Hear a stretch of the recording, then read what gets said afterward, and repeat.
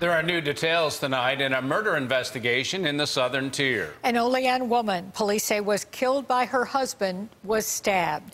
The suspect, Edward Smith Jr., faced a judge today.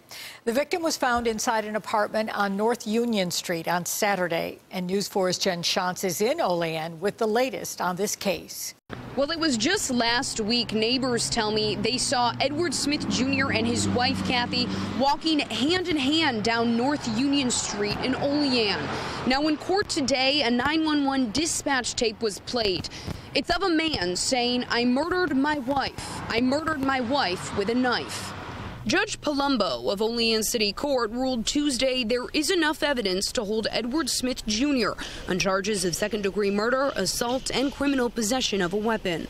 It's very important because it means we will be able to continue to keep the defendant incarcerated or under some type of supervision while this matter is pending. So it's very important. It also validates to us that, you know, we have some good credible evidence.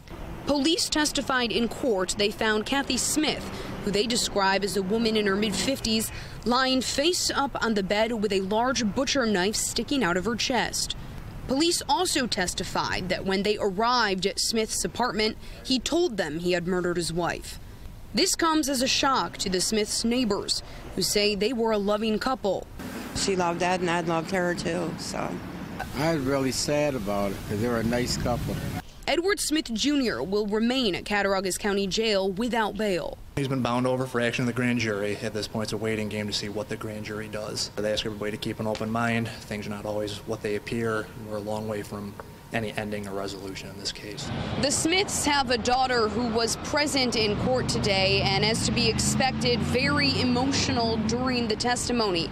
The DA's office now has 45 days to bring this case before a grand jury.